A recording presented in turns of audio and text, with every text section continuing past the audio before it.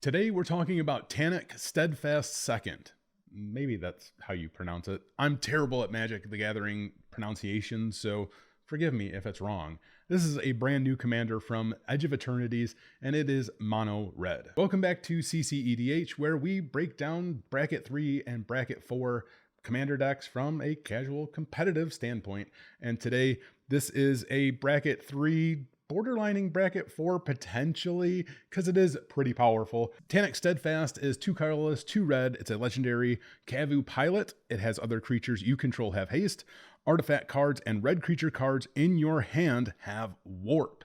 And the warp ability costs 2 colorless and 1 red. And that reads, you may cast a card from your hand for its warp cost, exile that permanent at the beginning of the next end step. Then you may cast it from exile on a later turn.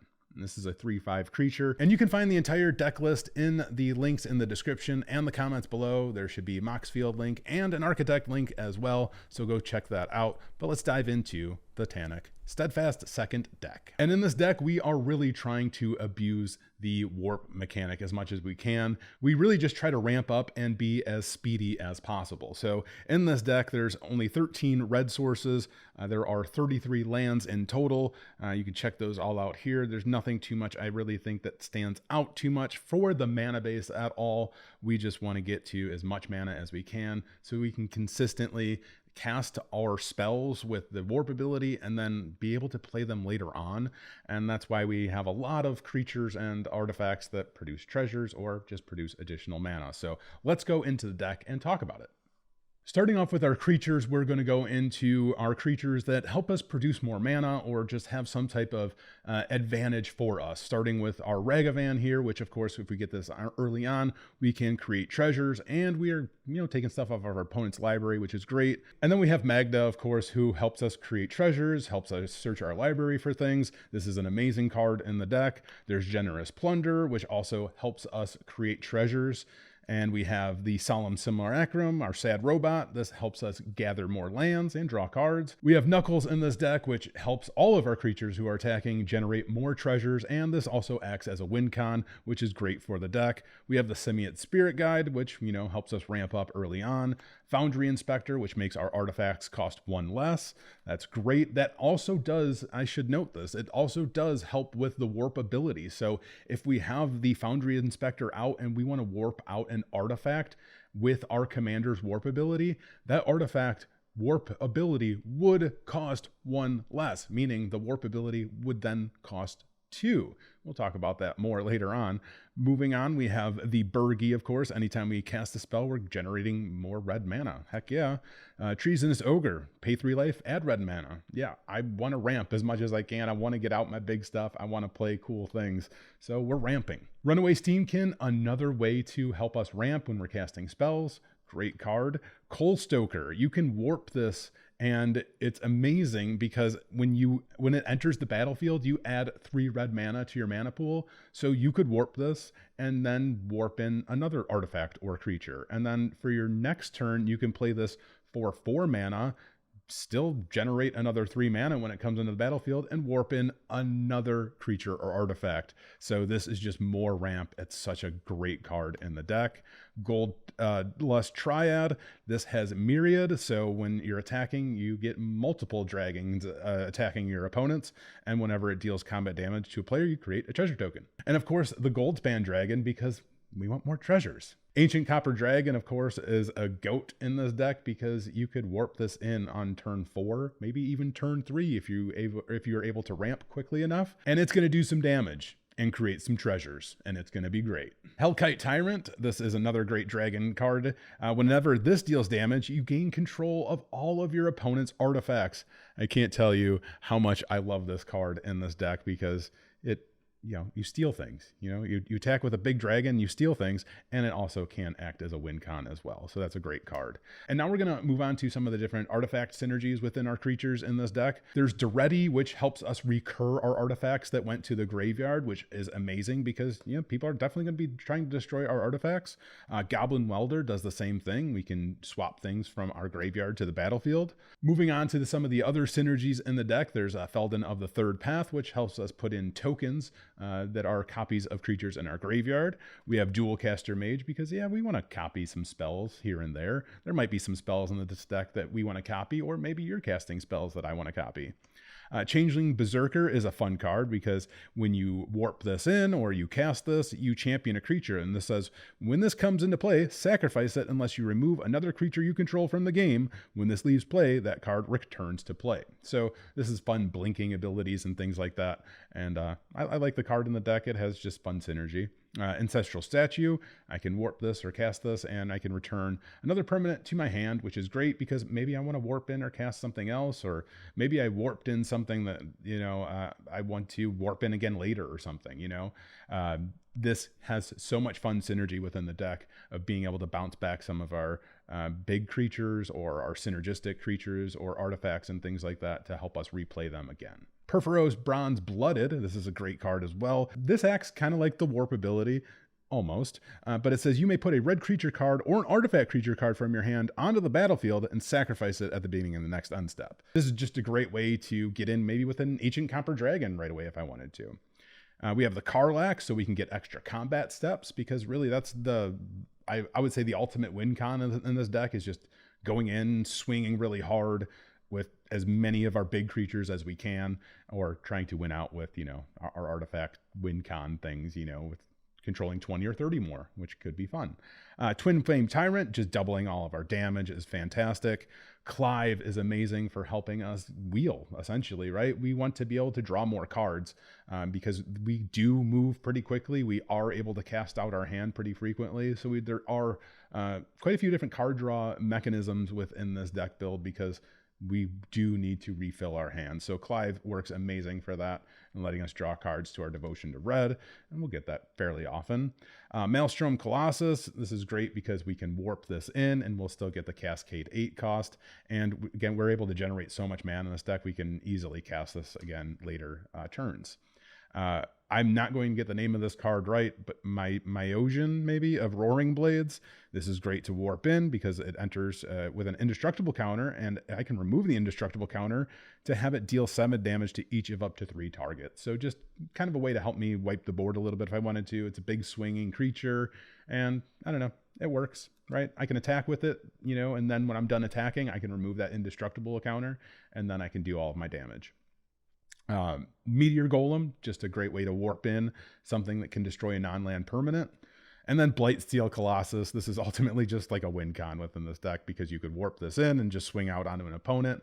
And, if they don't have any creatures available to block, you're just winning the game at that point. And it's mean. It's really mean, but it's a fun card in the deck for sure. So that kind of covers the creatures within this deck and where we're going to find most of our win conditions, because again, we're going to be attacking a lot. A lot of our creatures have those abilities where if we have, a certain amount of artifacts, that helps us win the game. So those creatures are absolutely a big piece of the deck, but we can't discredit or disregard our artifacts, because our artifacts in this deck, they are really amazing too, because they are affected by our commander's warp ability. We're going to start off our artifacts though by just talking about some of the ramp, and of course we have Soul Ring, we have Gilded Lotus, which helps us add lots of red mana, we have Thought Vessel, Everblowing Chalice, Ruby Medallion. Now, we talked earlier about the artifact that creature that reduces our artifact cost. Ruby Medallion would help us stack that. So if we have an artifact creature and we have a Ruby Medallion, and maybe we have another one in here, maybe we could even say the Fire Crystal or the Cloud Key. Here we have, these are all of our artifacts right here that reduce the cost of our spells, whether they're artifact spells or creature spells. These would stack all together. So what will happen is if I have my commander out and I want to warp a creature in, and I have multiple of these available on the battlefield where it's reducing the cost of my red spells by 2, if I play a red creature or red artifact creature, that warp ability would only cost 1 red mana. And that's really cool. And then when I want to play that, big old artifact or big old creature later on, having these abilities right here, being able to reduce all of the mana cost, is really going to help us be able to play those big things out much quicker than we normally would. So we have the Ruby Medallion, the Fire Crystal, the Cloud Key, and Hazaret's Monument. So these are all abilities that are helping us reduce the mana cost of our things. More ramp, we have Mind Stone, Arcane Signet, Lotus Petal, Mox Opal, of course, because we have lots of artifacts in the deck.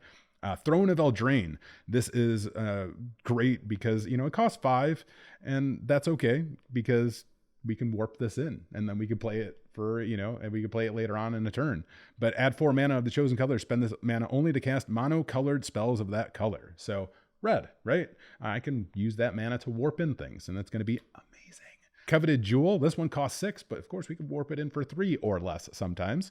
Add 3 mana of any one color, and then when it enters, I draw 3 cards. So this is amazing to warp in for 3 or less, of course, and being able to draw 3 cards and then tap it for an additional 3 mana and warp something else in. Probably, hopefully, something that we drew from this card. Really, it's so much fun to do that. The One Ring, it's cool because you could warp it in, and then you could just play it again the next turn. So it's a dirty thing to do, but I like it. It's fun. Memory Jar is one of, I think, I hate to say my favorite cards in the deck, but it's really, I think it is. It's an older card. It's a card that really reminds me of the time, when I was really getting into more competitive Magic, way back in, the late 90s. I'm old. Memory Jar, though, is fantastic. It's a 5 casting cost artifact, and you can sacrifice it. Each player sets aside his or her hand face down and draws 7 cards, and at the end of the turn, you replace those cards, from the ones that you had set aside or whatever. But being able to utilize this, I could utilize it for the warp ability, draw 7 cards, and maybe warp in new things and play new things and, get my other hand back. It's just so much fun being able to draw cards, and being able to warp this is great because I can get it out quicker. I don't get to play it again because I have to sacrifice it, but there are all of those really cool, synergies that I have in this deck where I can get artifacts from my graveyard back to the battlefield. So that's a lot of fun. Panharmonicon is amazing in this deck. If an artifact or creature entering causes a trigger ability of a permanent you control to trigger, that ability triggers an additional time. There are quite a few different artifacts, creatures in this deck that are coming into the battlefield and triggering something, doing something, and they have some type of ability. So having those happen multiple times is always fun. Sculpting Steel, being able to copy our artifacts is great because, gosh, I can copy a Panharmonicon and get, even more triggers. That's great. Mirror of Life Trapping is just a fun artifact in this deck. Whenever a creature enters the battlefield, if it was cast, exile it, then return all other permanent cards exiled with Mirror of Life Trapping to the battlefield under their own owner's control. This actually helps me get around the warp mechanic. So if I have Mirror of the Life Trapping out, and I warp in a creature, it's going to exile under the mirror. So, and that creature, it goes exile here. It doesn't go to the warp zone at all. It's under this now. So the next time a creature is then played, whatever creature I warped in is going to come back to the battlefield, and it's not going to be affected by warp because now it's looking at the battlefield or at whatever's happening as it's a brand new card that entered the battlefield. It has no other attachment to it other than it came into the battlefield from exile under this mirror, not through warp. So it stays on the battlefield. That's what I'm getting at ultimately with this card, the Mirror of Life Trapping. Can't say that one, but it also functions much like this with the Conjurer's Closet.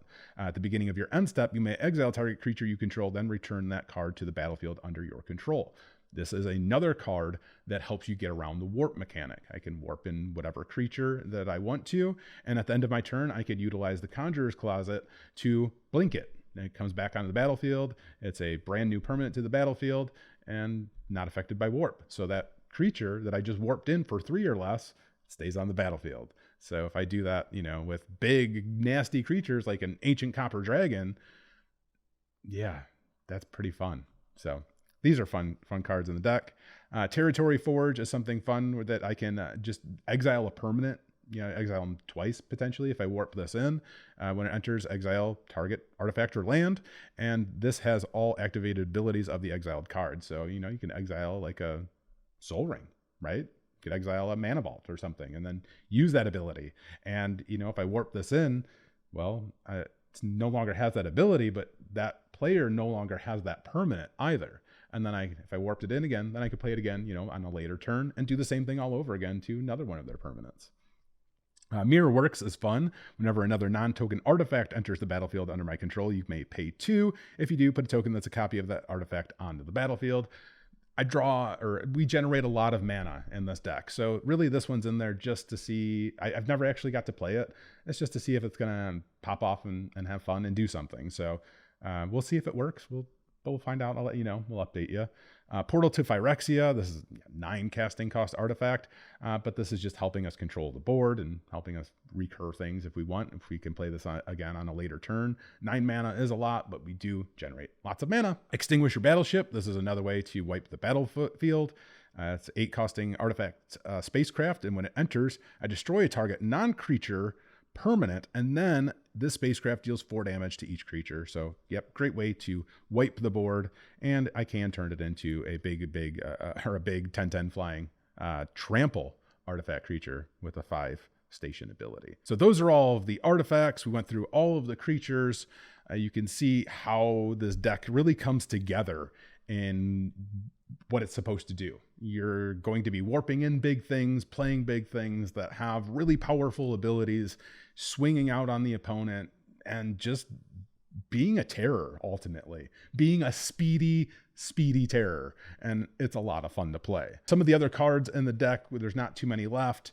We'll go over Sneak Attack, just a great enchantment if we wanted to quickly, get something onto the battlefield. Ancient Copper Dragon is a good one. Maybe even a Blightsteel Colossus if we wanted to just take an opponent out real quick. Sneak Attack could be great just for those quick creatures getting in and doing something. Dreddy Scrap Savant. This is an amazing planeswalker because this also lets us recur our artifacts from the graveyard, and it also helps us with some card draw as well, which is very helpful in this deck. Speaking of card draw, the Thrill of Possibility, more card draw, and we discard cards, but hey, we could recur artifacts and things, so that's always fun. Chaos Warp is good. We could use it on ourselves. We could use it on our opponents. Pyroblast, of course, for, our blue players that we are always going to come against. Flare of Duplication to copy an instant or sorcery. Could be one of ours, could be one of our opponents. We don't really play too many, so it's more or less there to be of a protection piece more so than anything else. Devastating Onslaught. This helps us create copies of our creatures, or artifacts as well.